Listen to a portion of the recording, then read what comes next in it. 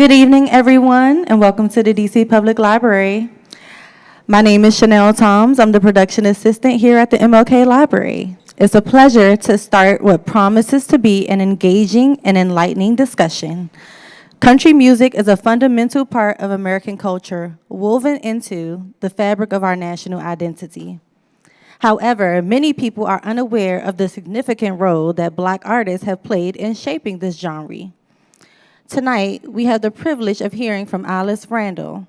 Alice is an author, songwriter, and educator who has made it her mission to bring these hidden stories to the forefront. Her latest book, My Black Country, a journey through country music's Black past, present, and future, is a powerful testament to the impact of Black artists on country music. As the first Black woman to co-write a #1 country hit, Alice knows firsthand the challenges and triumphs of navigating this industry as a person of color. Through her work, she celebrates groundbreaking figures like DeFord Bailey, Charlie Pride, and influential women such as Little Hardin, while also sharing her own remarkable journey. Tonight, Alice will be in conversation with Karen Alston, founder and CEO of the Spectrum Circle.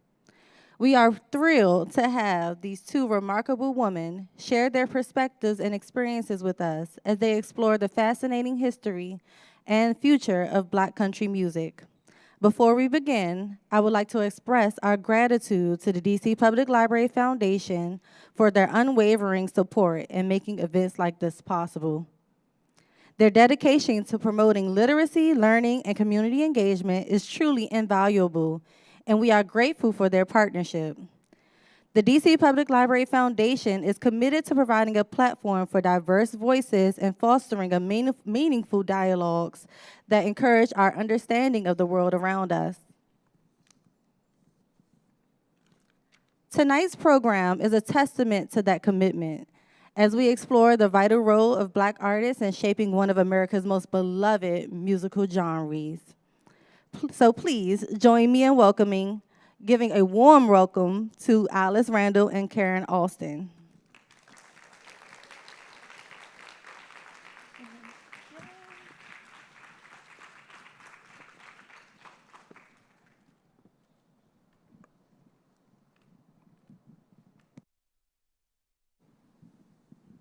Oh, wow. So before we get started, and I have to tell you that I'm having a fan moment with this icon that I'm sitting next to, but before we get started, I know all of you have a lot of questions. So we are gonna have a conversation for about 45 minutes, and then I promise we will open it up to questions. But I have to take a moment to brag about this remarkable icon that's sitting next to me. But before I start, I'm gonna ask one question. How many people in the audience are fans of country music? Please raise your hand, okay? So let's talk about Alice Randall, who's sitting next to me, because her CV is 25 pages long, and I promise I won't read all of it. She's a New York Times best-selling novelist, an award-winning songwriter, educator, food activist, and now memorist. She is a graduate of Harvard University and holds an honorary doctorate from Fisk University. And she is on the faculty at Vanderbilt University. She has been presented across the nation in auditoriums, libraries, museums, and ballrooms. But one of the things that is most impressive is that she wrote a #1 country song, X's and O's by Trisha Yearwood. Let me just take 1 second, because her CV is so long. I want to say this about her. She is the teacher, present writer in residence at Vanderbilt University. Sorry, I got a page ahead. This is what happens when you sit next to one of your icons. She is a professor and writer in residence, the Department of African American and Diaspora Studies, the Andrew Mellon Chair in the Humanities at Vanderbilt University, And as I shared, she went to Harvard University in 1977. She's also a graduate of Georgetown Day School here in Washington, D.C. Can I interrupt and say one thing? I started coming to this library the week it opened. I am a graduate of this library. I came, if you read my book, there's some hard things in my DC part of my life. And libraries were my shelter. Libraries were my shelter. And this particular library, I would ride the bus from way up in Northwest, almost on the Maryland border, to get away from my wildly bad mother and come down here. And I would eat, I think it was a place called the Blue Diamond Cafe. It was very, a little bit rough. And I would eat maybe some kind of egg salad, whatever I could afford for lunch, which was probably an egg salad sandwich or something strange, or tuna fish. But I would spend all day in this library from the moment it opened. And I love it. So I cannot believe that I'm back in this building at 65 years old, because the first time I came into this building, I was younger than 15. Wow. So thank you for coming home with me to the library. We have to welcome her back to Washington, D.C. So I'm going to start this really quickly and share a little bit of background, and then we're going to dive into my questions. I believe in divine intervention, and I believe in how the universe connects us. So my beautiful friend and personal trainer texted me a copy of a book called My Black Country, because she knew I was a big country fan and I loved what Beyonce was doing with country music. And I said to her, I'm going to add that to my Amazon cart. And I had a busy few weeks. So a couple of weeks after she had sent me this text, I'm in Frisco, Texas, at the first annual Charley Pride celebration of inclusion brunch during the ACM Awards. And the photographer and the video crew are all together, and I look to the side and I see a copy of My Black Country. And I said to the photographer, oh, that's in my Amazon Save for Later cart. He said, Karen, the author is here at this luncheon. And I was like, you're kidding me. He grabs me by the hand and rushes me across the room because she was getting ready to leave. And I said to her, I want to buy this book. My trainer told me about it. It's this great book. And she signs the book to me in that moment and gifted me a copy of her book. I come back to Washington, D.C., and one of the things I do, I share in my stories any book that I'm reading. I get a DM a day later. Karen, are you reading that book? Yes, I am. Well, you're the perfect person to host this conversation. And here we are today. So let's dive into these questions with the icon, Alice Randall. Let's talk about country music and Black people and how our impact is tied to country music. Let's start from the beginning. Well, the beginning, and particularly here in Washington, the oldest country song I know, and I quote it in full in the book, was found on the eastern shore of Maryland in the mid-19th century, about 1854, and it appears in Frederick Douglass's second autobiography. And he quotes the country song that he heard being sung by enslaved Africans between Christmas and New Year's of the year he fled and saved himself from slavery, fled to freedom. So that is the oldest country song I know. And in fact, that song appears in fragments in the Bob Wills classic, Take Me Back to Tulsa. And the author of that, their family and estate, have confirmed that they agree with my analysis of that. And they have apologized for their ancestors, their relatives' appropriation of Black language into that song that they still now own the copyright. But I do quote from Frederick Douglass. I teach a course on Black country at Vanderbilt, but I also teach Black autobiography and memoir, which is how I happen to be reading In Bondage and Freedom again, and notice this entire song lyric. So I know that a simple formula for me for what is country music is its Celtic, English, Irish, and Scottish ballad forms, plus African influences, plus evangelical Christianity. If it doesn't have evangelical Christianity, it could be a blues song with those first two elements.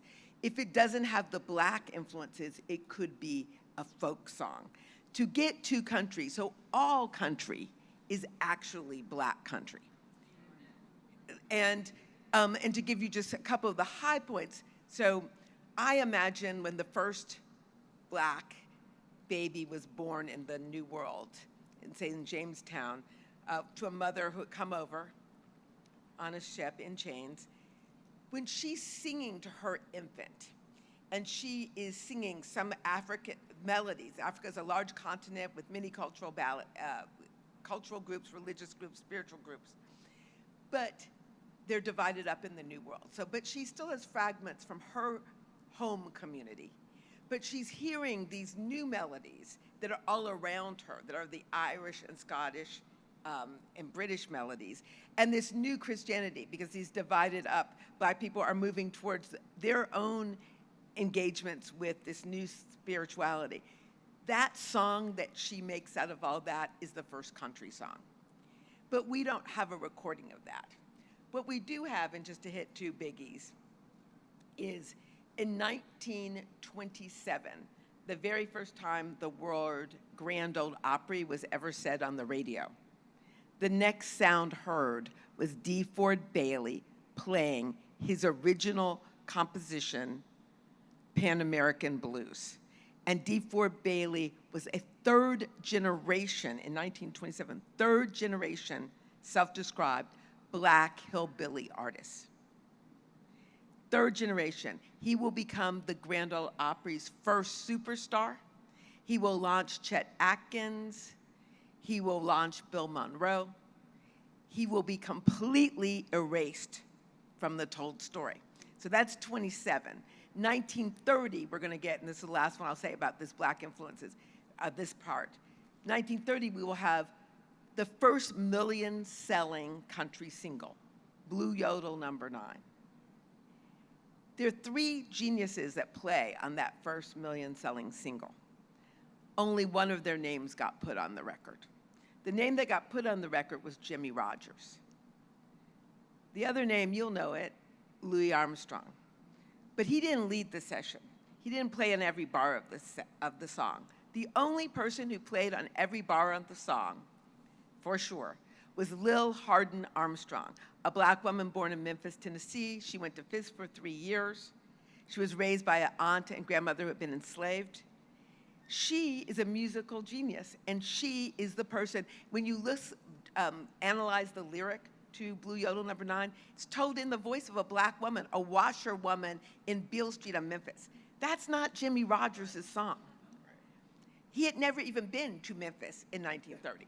So here we have, in the first ever mention of Grand Ole Opry and early radio days, DeFord Bailey, and on the first million-selling country single, we've got Lil Hardin Armstrong. She is the mama, he's the papa, a Black country and of really all country.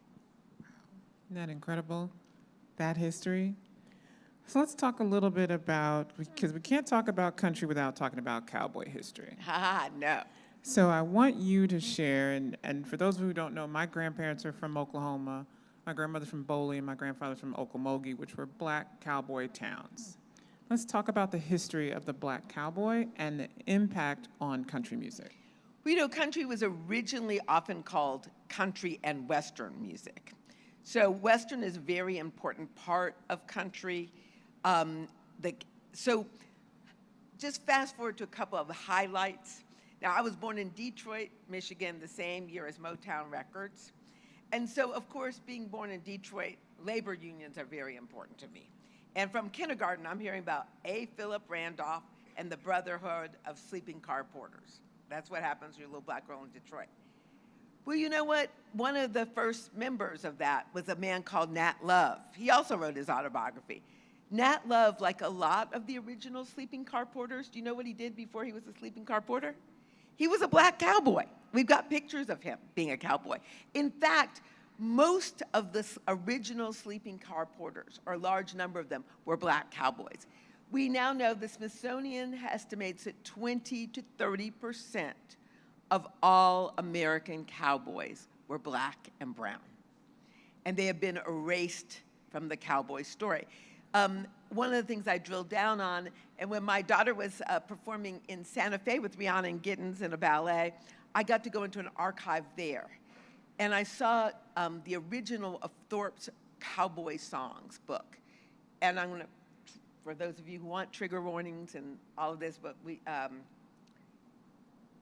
when you look at the original, it's been sanitized since then, the word nigger is all through it. But not pejoratively, describing the people who wrote and singing these songs, nigger odd, that is right in there. The original cowboy camp that Thorpe, who came from East Coast privilege, came upon out west. I found a 1940 Atlantic magazine article documenting this, was a black cowboy camp. The original singing cowboys that Thorpe came across were black singing cowboys. He also came across what he called Mexican, that were a mixture of indigenous black and brown cowboy camps, where people were actually singing in Spanish. But again, this gets erased from the story. So I told you that Dee Ford and Lil are the mama and papa of black country. Lil has a stepson in my mind, someone she found along with Louis in Detroit in 1930. That's Herb Jeffries. He will be the Bronze Buckaroo. He will make an entire series in the 30s and 40s of black singing cowboy movies. He will become so popular that if you know Herbie Hancock's parents named him Herb in honor of Herb Jeffries. So we not only have real-life black cowboys who are singing and creating songs in the West, in Oklahoma, in New Mexico, in actually Nebraska. We have on film, the great Oscar Micheaux made black cowboy movies. And as I said, the Bronze Buckaroo made an entire series that he actually filmed on a black dude ranch north of Los Angeles. Isn't that wild? And you'll hear read the tragic story of how that dude ranch that had so much amazing black history was, I say, evilly burned to the ground and used for training procedures for firefighters. Literally, black history was actively burned to the ground by that community. So because of her book and interviews, I watched The Bronze Buckaroo on YouTube. It's on YouTube. You can watch the movie. I had never heard of this. I had no idea that these films were made in the 30s. And to Alice's point, a black-owned ranch an hour from LA in the 30s, 1930s, and destroyed. It's just tragic. You have this term you use called cultural redlining. Can you expand on that term, cultural redlining? Thank you for asking that question. It's a hard term. We all know what redlining is when it comes to real estate. We know about how housing partners were often controlled by access to mortgages and also by laws, but access to funding. One of the things that's happening here in country music, and particularly related to black women in country music. One of the things I want to note is when I arrived in Nashville in 1983 to become a country songwriter and publisher, I met Charley Pride, who I'd say is Dee Ford's side child, that year. In 1983, Charley Pride had already been to the top of the country charts 29 times, #1. We did not get a black woman as an artist to the top of the charts to this year. Till I thought I was going to die or retire without seeing it, though I have worked hard for 41 years to try to make it happen. That is the result of cultural redlining. It is not a natural phenomenon.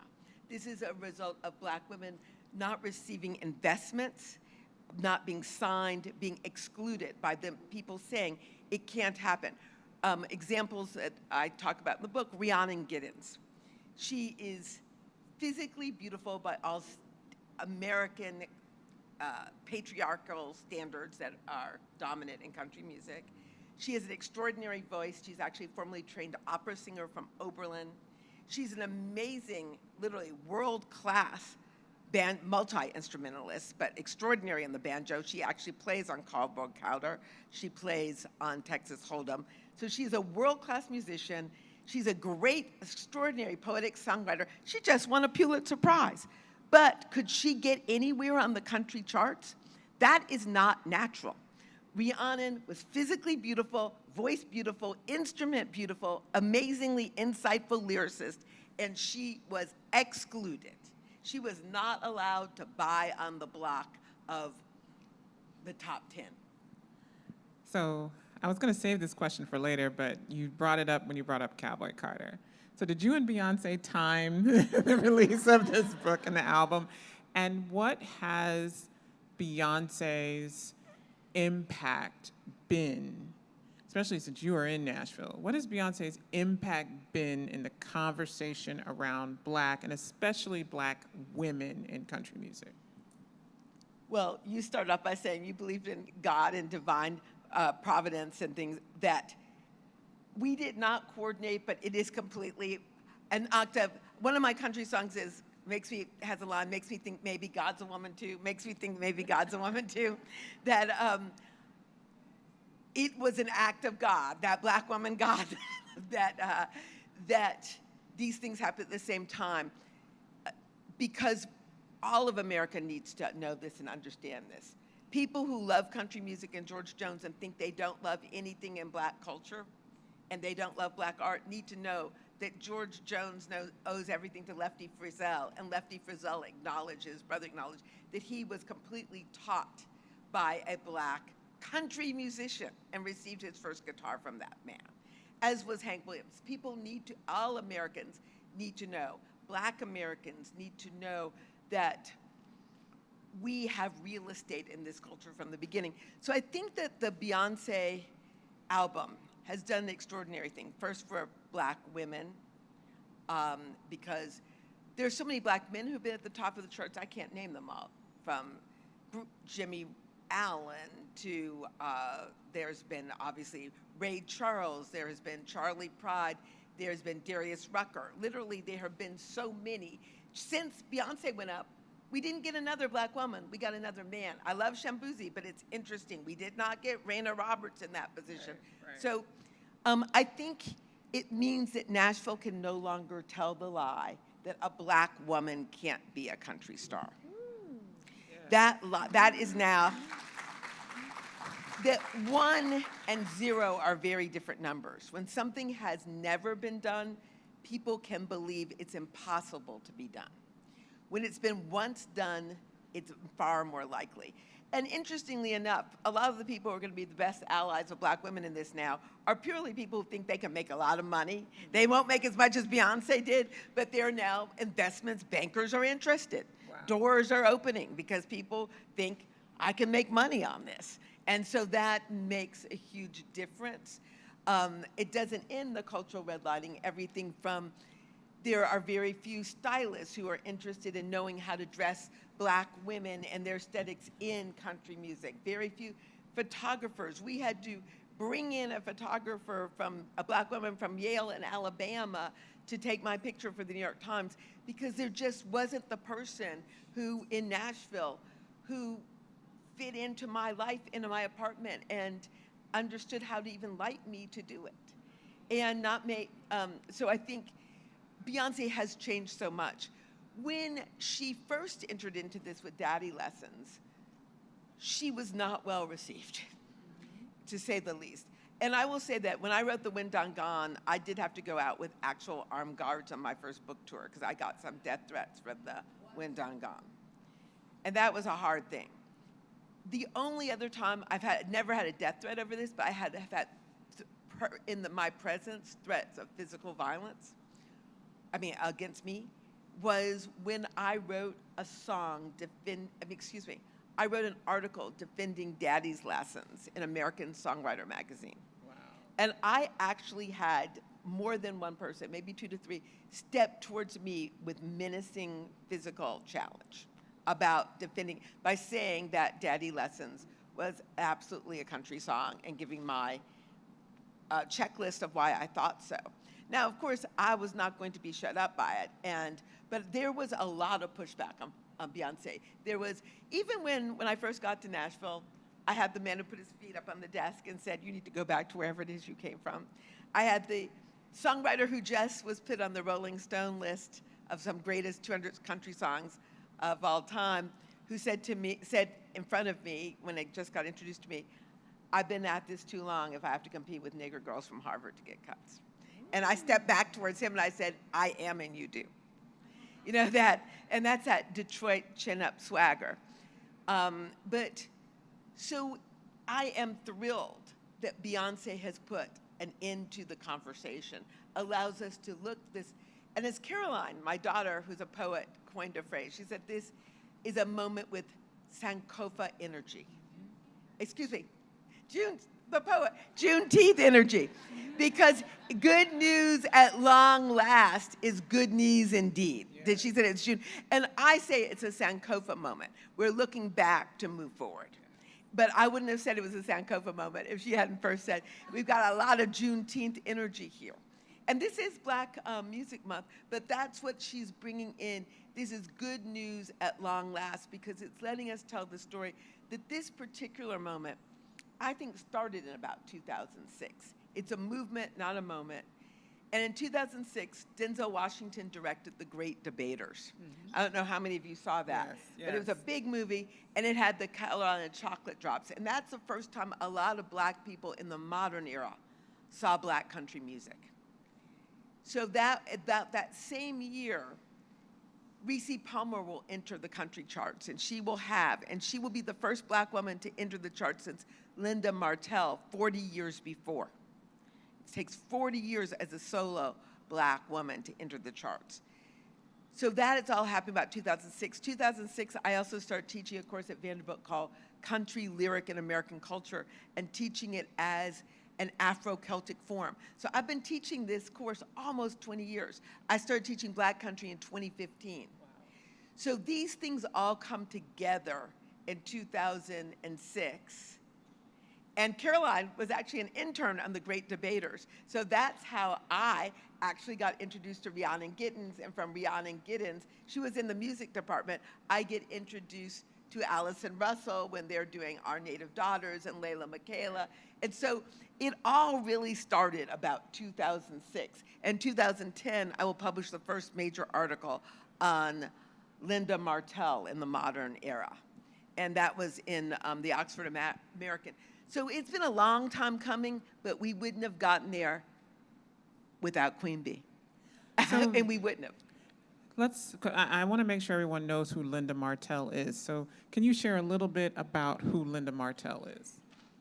Linda Martell is an extraordinary Black woman country singer who was on a hideously named Plantation Records. This record label invented itself in the 60s, signed Linda Martell, and decided to name itself Plantation Records. They literally put a Black woman on Plantation Records.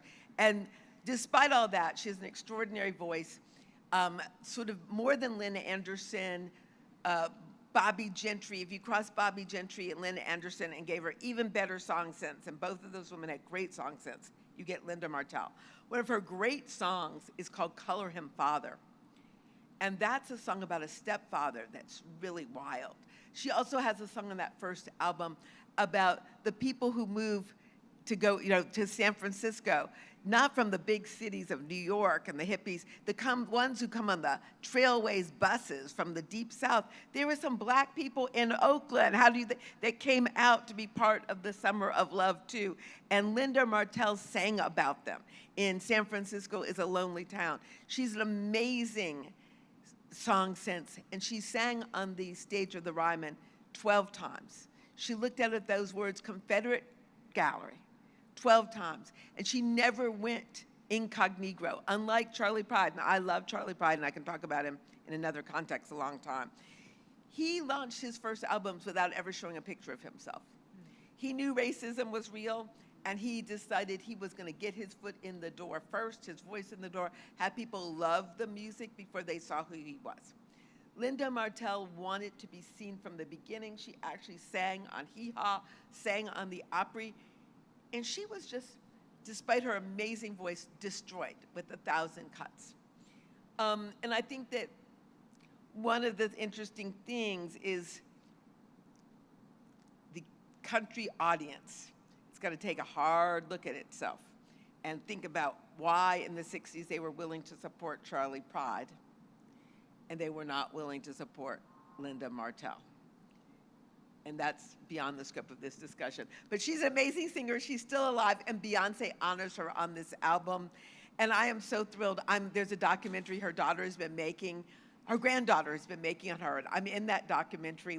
She's been working on it for years, and I don't think they're still having to pass the hat to get money for it anymore.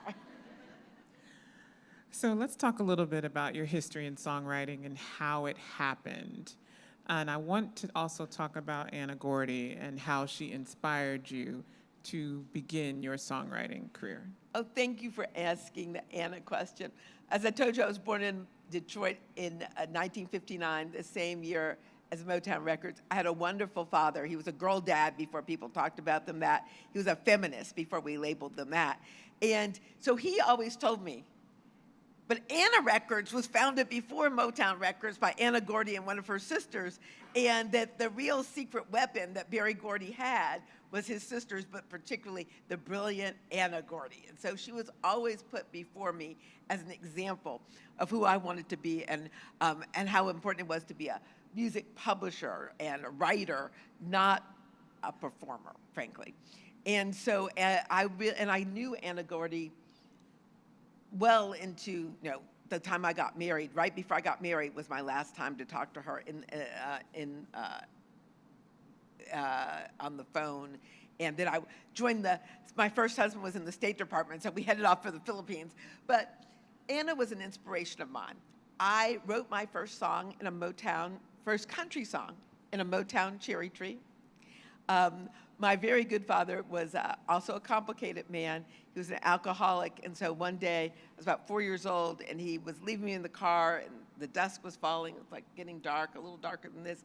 He said, "I'll be right back before the hands get to here." And I didn't want to. I said, "Daddy, don't go in that BAR." And he said, "I've stopped in front of too many bars if you're saying those letters to me." He still went into the bar. He just took me with him. And there a song was born, because I noticed the power of my words. I was not left alone in the car. And so I was sitting in this cherry tree in our side yard. People think of Detroit. The part of Detroit I come from is almost Detroit, Alabama. Get back to that in a moment, because everybody was straight up from Alabama. So our side yard had 5 fruit trees in it. My favorite one to sit in was the cherry tree. So I would sit in that cherry tree, very Detroit style, because my auntie, who introduced me to Ray Charles, Modern Silence, and Country and Western, told me the birds had poo-pooed on those cherries. So she would give me a jar of bar cherries to take into the cherry tree with me, and I would sing to the birds. And my first little song, I still remember it, "Daddy, don't go in that BAR. Please don't leave me alone in the car. I'm wishing on a something star. Daddy, don't go in that BAR." I took that first song with me to Nashville. And a really big writer wanted to write that with me, Archie Jordan. He wrote "What a Difference You Made in My Life," and huge hits. And I said, "That happened to me." And he said, "I know." I said, "How do you know?" This is a white guy from Georgia I'd never met before in my life. He said, "Nobody could invent that." And the wild thing is I wouldn't write it because I couldn't change it. That one was too private for me. But I am very thrilled that I wrote my first country song in a Motown cherry tree. And I will just put with that, my grandmother, who I adore dear, my auntie, who I love, Mary Frances, and my mother only had one thing in common. It should have been they loved me, but my mother did not love me, so it was not that. And she didn't love gardening or the Pistons or the other things people in Black Detroit loved. But they all 3 loved country music. My grandmother loved the songs in air that she'd sing to me, "Will the Circle Be Unbroken?" My Aunt Mary Frances, who knew Billie Holiday personally, she loved her album collection, her record collection. She loved Lil Hardin on Strutting with Some Barbecue. She wore out Ray Charles's Modern Sounds and Country and Western. And my mother loved the radio honky-tonk songs. that she snuck to listen to during the laundry in the radio in the basement or listen to in the car radio. So I got it on the stereo, the deep cuts from my auntie. I got the old in the ear songs from my grandma, and I got the radio from my mother. And you just have to note, as I said, I was born in '59. Ray Charles is obviously older than me. Ray Charles used to stay up to hear the Opry. If you were a black person in the 40s or 30s, 20s, living in Louisiana, Alabama, South Carolina, any of the deep South states, there was no black radio. You could hear black music live in a juke joint or in juke boxes when those started, but there was no black radio formats in the Deep South. The only music you had opportunity to hear was really country music and classical music. That is what was available on the radio up until the 50s. We get that golden era of black. So you have to understand all black people were familiar with a lot of country music because they had heard it. And then they also knew, and that's the one thing I want to point out, and again, I put some quotes around this word, that Lil Hardin was alive when I was born. And the year I was born, Ray Charles had a hit with her called Just for a Thrill. And now that was not a country song, but it was a Lil Hardin song. It went to #1. Do you think Lil Hardin, when she's coming through Detroit, which has a huge white country audience that's playing country standards like Blue Yodel #9, did not tell people that she played on Blue Yodel #9? That's her when you hear that song. That's Louis' horn. Of course she told that. I always heard they didn't say Blue Yodel 9. They called it that big Peckerwood hit. She talked about it. Black people knew they were playing on these records, and they discussed it. Now, it didn't get reported in the music press. It didn't even make its way into some of the important history books, such as Bill C. Malone's History of Country Music. He does not put this in originally. But black people knew because they were playing on some of these records. And they could recognize Louis' horn when they heard Blue Yodel #9. They knew that was the great Louis Armstrong. And eventually, Johnny Cash will do a big interview. You can go watch it on YouTube with Louis Armstrong. But this is that discrimination against girls. I've got a song, Small Towns Are Small for Girls, where they're even smaller for black girls sometimes. Louis and Johnny Cash tell that whole story and leave Lil out of it. Okay, I know first of all, read the book because it's incredible and there's so many awesome stories. I want to stay in Nashville for a second and let's talk a little bit about your career, and it's growing, and the connection to Garth Brooks. Well, I go there. I found a country music publishing company called Midsummer Music, and I do it in alliance with a friend of mine, Bob Doyle, and his is called Major Bob, and we decided to join forces on the publishing. And as I say, I basically got two writers started. One is Mark Sanders, who solely was my writer at that time. And Mark is now in the Nashville Songwriters Hall of Fame. He's had, I think, 30 #1s, but his first top 10 was a song he co-wrote with me, my title.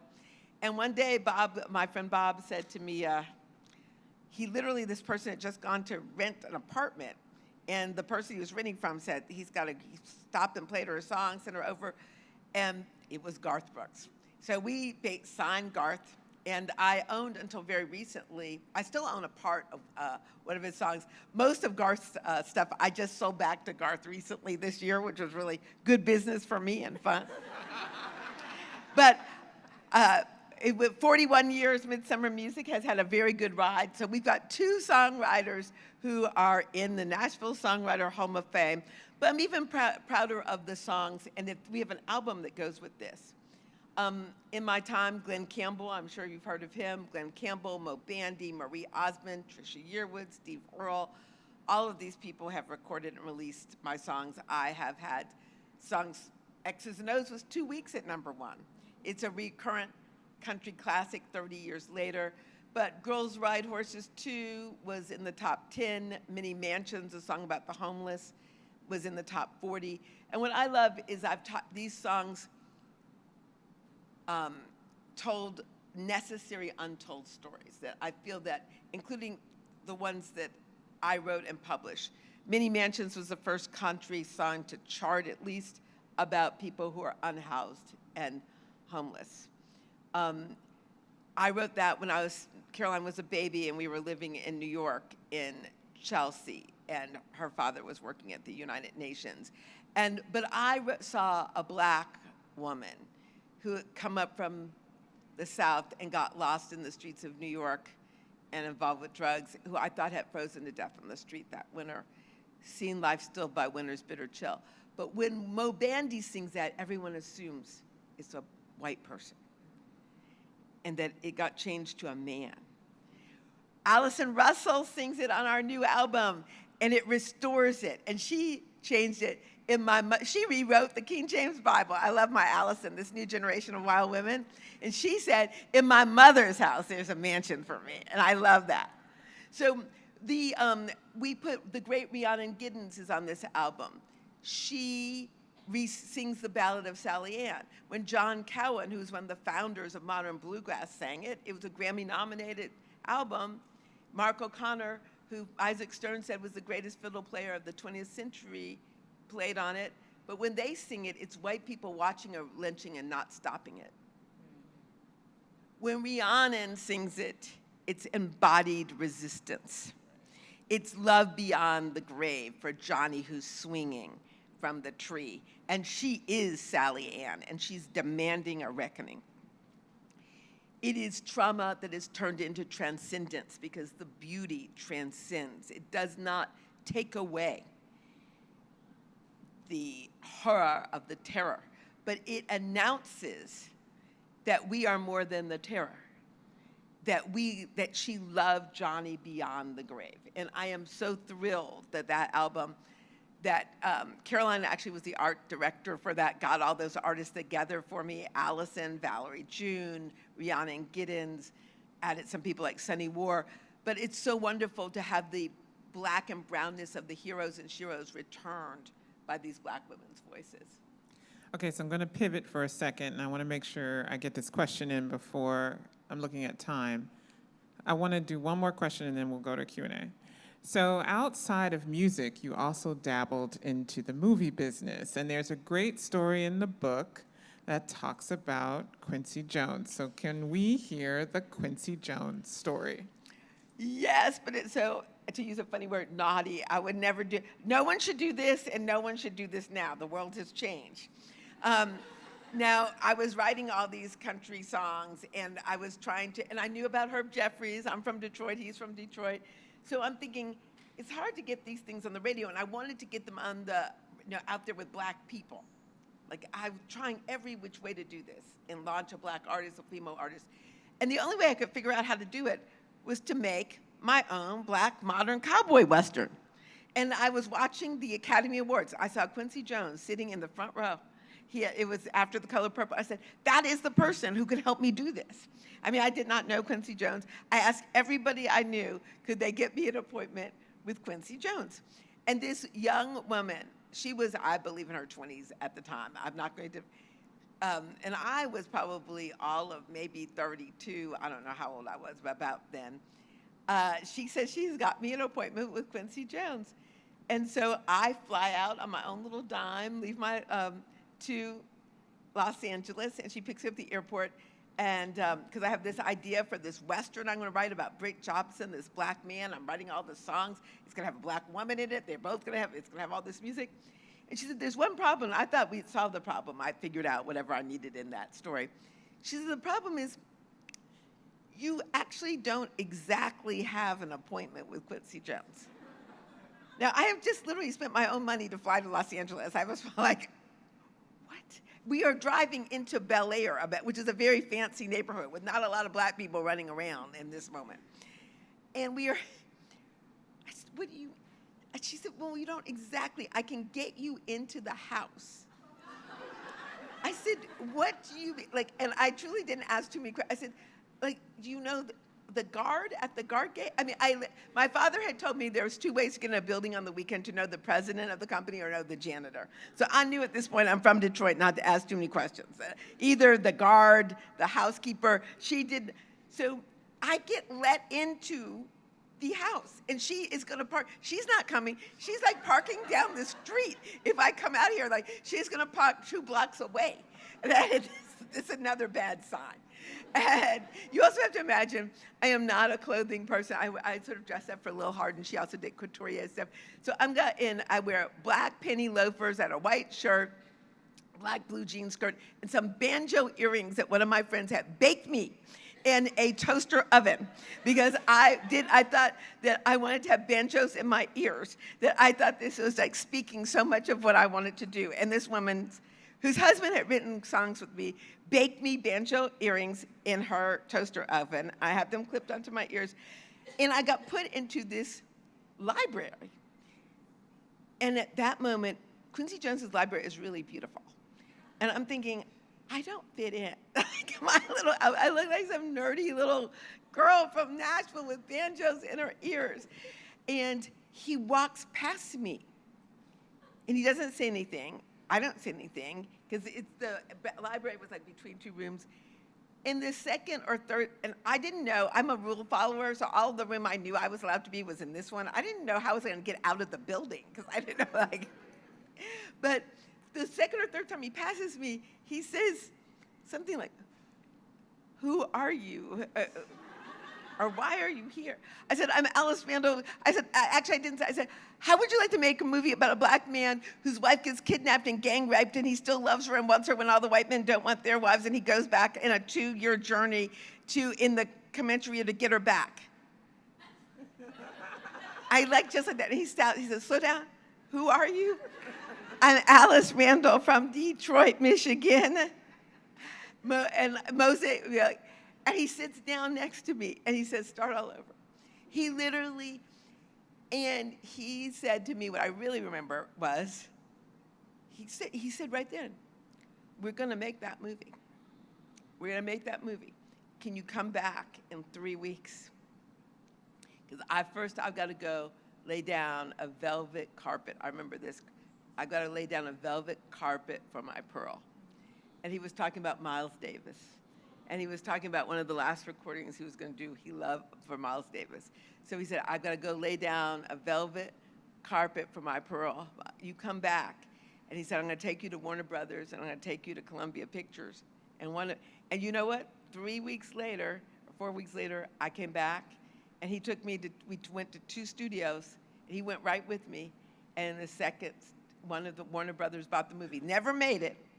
Signed on Danny Glover, but Quincy Jones, we were off and running, and Quincy, I teasingly say, he was all about the art, taught me so much. And he and Oprah actually bought a bunch of movies from me that really helped me in my 30s. They never got made because they were all radical, wild, and weird. Mother Dixie, the South is the abusive mother of black culture, but it's mother nonetheless. That had an entire black country album with the Wooten Brothers and all these black women on it. I said my bad mother gave me one thing, a very good metaphor. So Mother Dixie, they bought that 2 or 3 times. That let us go to France. Paid for a Montessori school. So it was, but I loved Quincy. And Quincy was just so brilliant. And he was just, but the most important thing he taught me was to be so true to my art, that he always, always, always kept it real. Blurred my first novels. When those bad Margaret Mitchell people were trying to sue my publisher for $10 million, I think, he sent me some flowers and a note that said it was so Detroit. Whose legs do I need to break?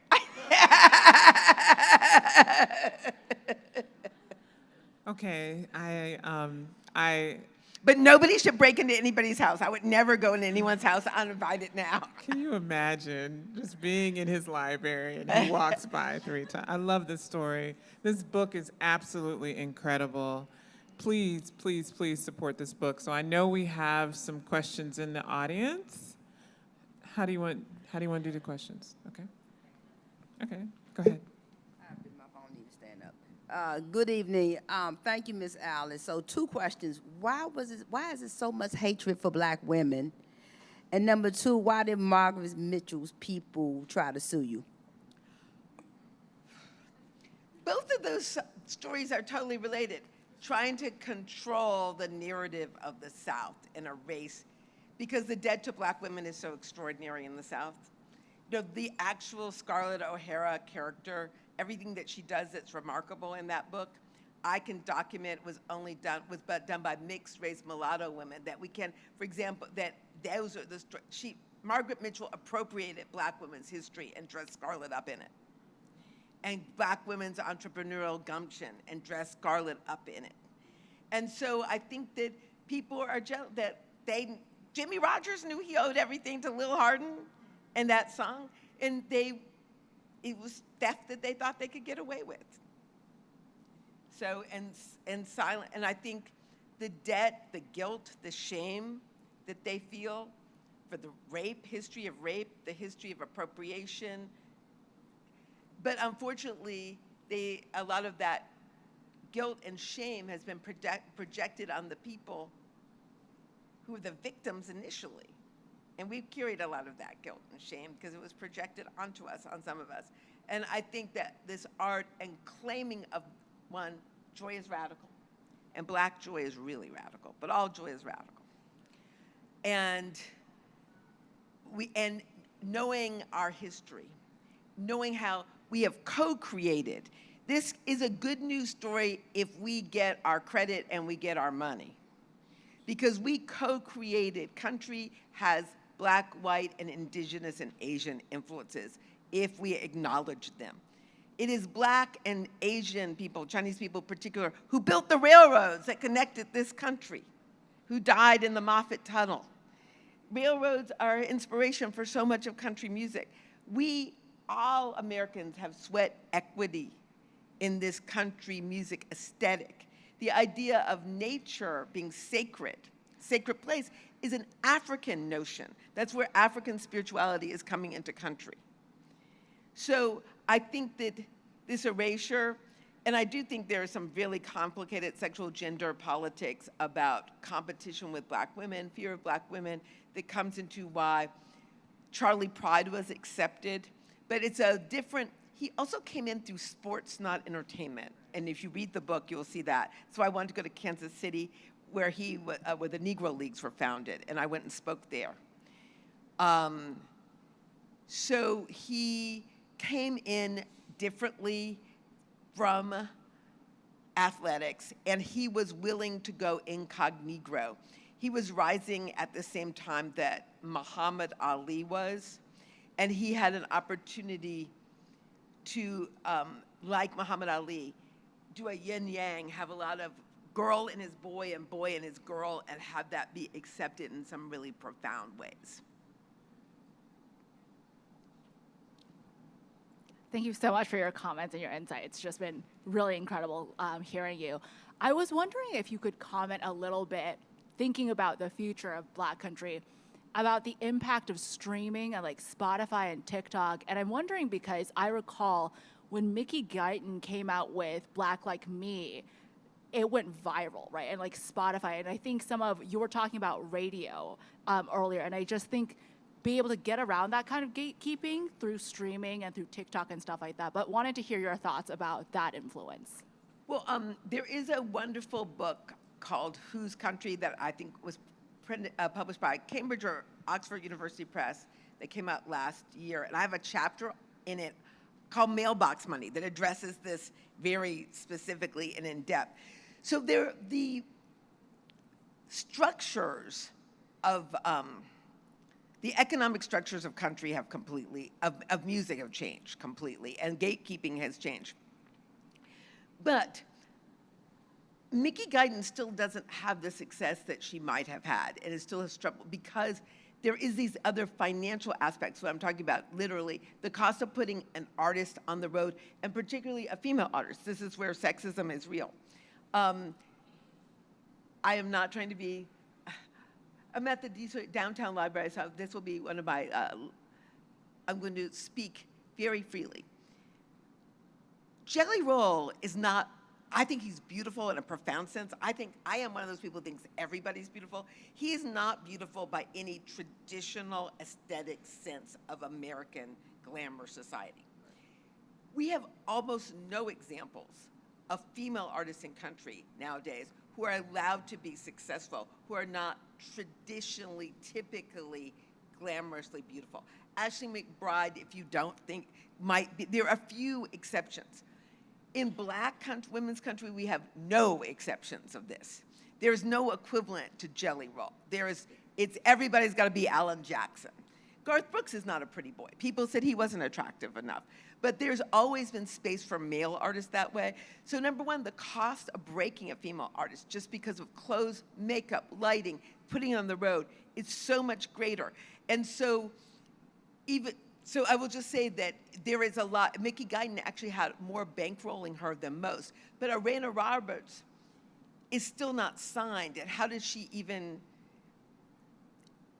go out on the road? And also, often women have children. I mean, when our natives' daughters, how do they take their children? The bus, the babysitters. They had to sort of almost create a co-op to do it.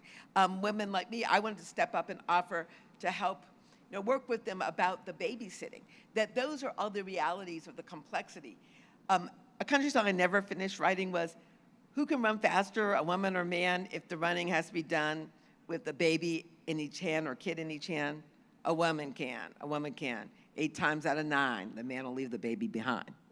So that's just the truth. I mean, our friend Steve Earle wrote, "Go to sleep, little rock and roll, or your daddy's up and knocking them dead tonight. One of these days, you'll be a little older, and you can ride the big bus, and everything will be all right." Well, the end of that story was, most of the time, the kid never gets to ride the big bus, and everything doesn't get to be all right. So I think there's still, even with streaming, it's still whether the banks will finance you.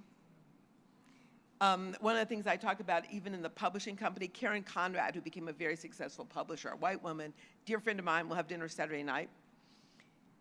She said when I hired her to plug songs and she could have her company, she stopped holding on by her acrylic fake fingernails, because at that time, literally, no bank in Nashville would loan a white woman, even though she had been pitched for Jim Croce, some of the biggest artists, not just country, pop and rock. No bank would loan a woman money for a country music, for a publishing company in Nashville. Is there another question? And streaming isn't paying anybody what they should right now. That's the other problem. But I think people in Washington are working on that now. Hi, I'm a history major at Georgetown, and so I was wondering if you could talk a little bit on with Black people being erased from like the record on country music, about like whether or not you got to use like, I'm forgetting the name of it, but like personal testimonies of like who you got to talk to. We know some of the things I love as a historian that you're asking that question. I did do oral histories. I also did use a lot of Black newspaper archives and mined them that people hadn't, like for example, I found a lot on Herb Jeffries. I found a lot on Scott Joplin's mother, Florence Joplin, was a very important early Black musician. But I was able to find in Black newspapers and in archives stories and even pictures of them and different. So I wasn't just going with oral histories, although it's very interesting in Tulsa and in Kansas City. It's been hard to document that. I could not document that Charley Pride had ever performed in Kansas City country music. And I have all kinds of things I've learned how to use, from ticket selling databases and resells as memorabilia. But so while I was doing interviews there, I put out calls to that. And we found that actually there's something that's a very fancy, exclusive white event that's a rodeo that happens, but it's an invitation only, almost black tie thing.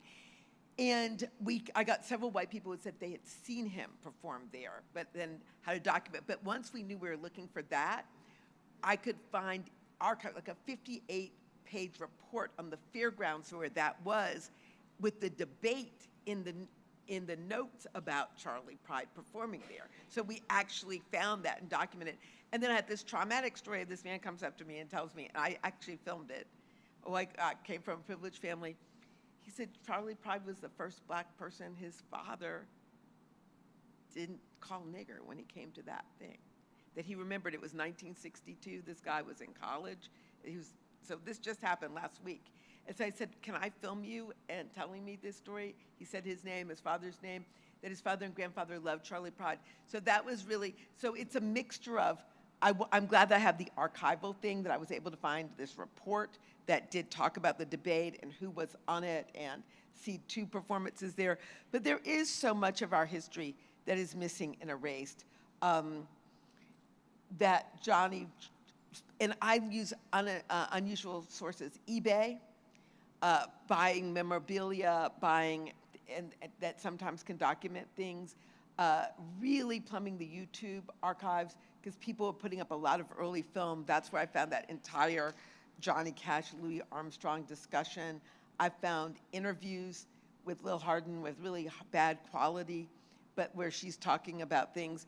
I found interviews with DeFort Bailey towards the end of his life. But I found, by buying on eBay, I found a bunch of DeFort Bailey photographs, and then was able to interview that photographer who was one of the last people to photograph him in his housing project. And that guy had actually ironically photographed me when I got my first #1 record. And he's now in an old age home for artists. And I was so glad that I didn't know when he photographed me, he had photographed DeFort. So we have to be very inventive, and it's a mixture of where to look, not inventive about inventing our own facts. Like, I was so glad that I thought to go to Frederick Douglass's second autobiography, thinking, I have heard Tulsa Time before. I've heard part of this lyric before. And I knew somewhere in my head, it was in my head. Does that make sense? And I started looking for it. Where could I have seen it? And then I realized it was in, I think it was Frederick Douglass. And then, so we've got to be inventive about, and then I say everyone, I have several shout outs in the book for people to go up in their attics. There are 2 things I'm specifically looking for. And I want you to contribute to the Smithsonian or to the Library of Congress if you find them. One, the Library of Congress, is the Bohies Brothers cylinders. We know in 1890 they did banjo duets, and we've heard people discuss what they sounded like. They were banjo virtuosos that ended up going to England and playing and teaching lessons to royalty and minor royalty aristocrats in England. We know that this banjo duet recording was considered at the time by people who heard it to be one of the most extraordinary pieces of music they had heard. We know that it probably, Dueling Banjos, if you ever saw the movie Deliverance, this song, these Bohies brothers, who are black guys out of Canada, they are the granddaddies of all these banjo duets, that fighting songs that have happened since then. It was as a banjo fight. Those cylinders have to exist in someone's attic because there were so many of them. It was really, really popular. The other thing, and this I almost will cry about it, is Lil Hardin's manuscript. Lil Hardin wrote her own autobiography. She sent it out to many, many publishers in New York, and it was turned down everywhere. A white guy that she sent it to wanted to rewrite the whole thing. She didn't want that. She persisted in sending it out. It has to be in somebody's family's art. There's so many in the papers of some editor that got it and turned it down because people just somebody had to have kept it, not even just out of laziness. But I really call out for those things. Look through it. If your relative was an editor at a publishing house in the 60s, if they were interested in music, if they were someone you think Lil Hardin might have sent something to, look through it. If you're going through other archives, look for those papers. That's a missing piece. That's why I wrote my book, really, because I knew that nobody would know what it was like to be a black woman on Music Row in the 80s, 90s, aughts, and 10s if I didn't tell it. No one would know about Shirley Washington, the only black ally I had on the row. She was essentially a domestic servant, literally a housemaid of a man who made her work in the ASCAP offices when he became the head of the ASCAP offices. She was working in the house, at their house, and in the offices.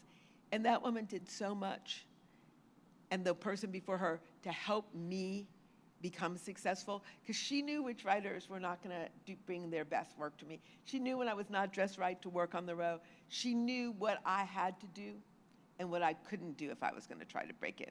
And she helped me, and I've tried to honor her in this book. But I really want to get Lil's words out there. And I really think that all of us, you in your home communities, who are the Black country artists from 50 years ago, 100 years ago that aren't being talked about?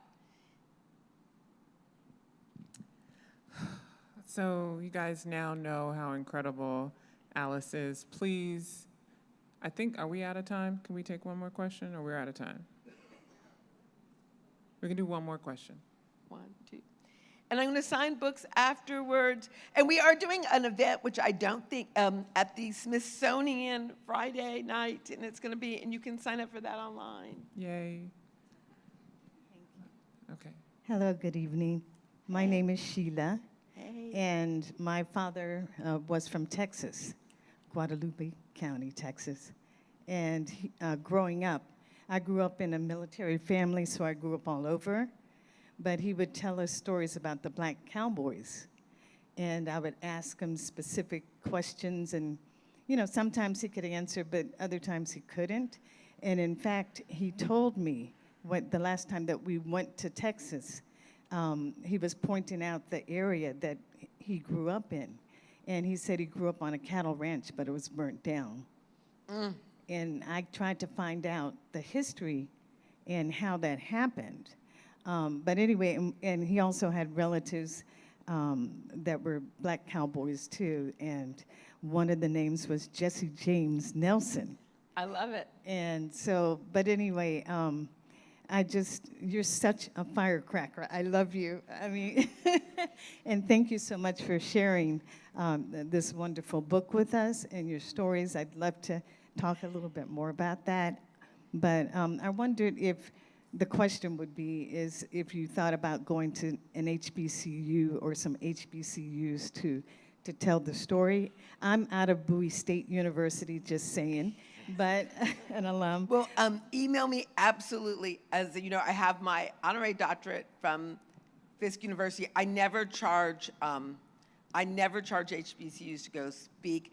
I have gone, I once moved into Tuskegee for like 4 days and taught like 5 classes a day. I went down there and stayed in George Washington Carver's rooms. So I've gone to Philander Smith. I go to HBCUs. I support HBCUs. I'm going to be doing a national program with Fisk. We're doing a lot because Lil Hardin went there. But I do think that this story is so important to HBCUs. It's important what you're saying, the Black West, which includes Texas. People don't even realize that more Black people objectively absolute numbers live in Texas than any other state of the United States right now. Right. People, if you ask them, they guess California, Florida. No, it's Texas. And this discussion about Black country also has political input and impact. Import is what I really meant to say. Because look at the leadership in Texas. Look at the objective numbers of Black people in Texas and how disenfranchised so many of them feel. And part of what has been used to disenfranchise them is country music. I want to use country music to re-enfranchise us, to reconnect, to make particularly young Black people. Someone said, it's between not Biden and Trump, but for a lot of young Black people, it's between Biden, Trump, and the couch. That they don't feel in the conversation. But what I say is we are in the conversation. We are all in the conversation, and we have to make choices. We were cowboys. We were cowgirls. We went for a ride.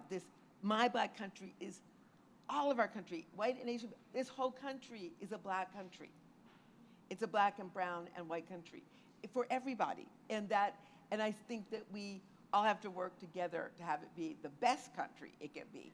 And I just think that noting how much we have contributed to country is a way of us understanding and having other people understand about us how much uncredited we have contributed to America.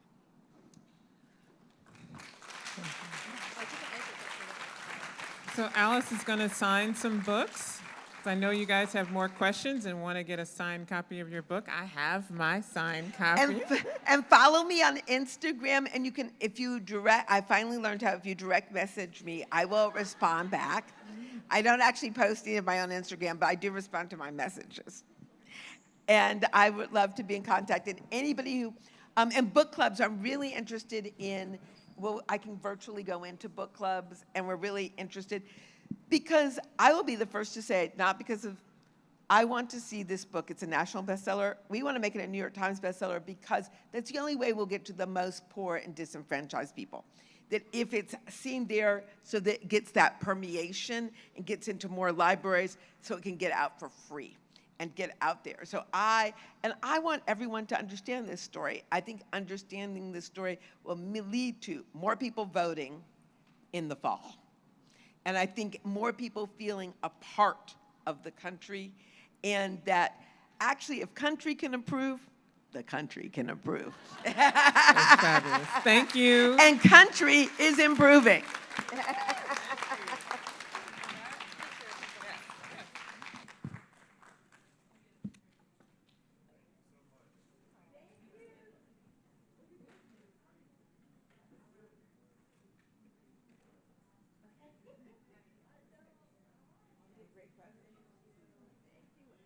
We should do so many things together.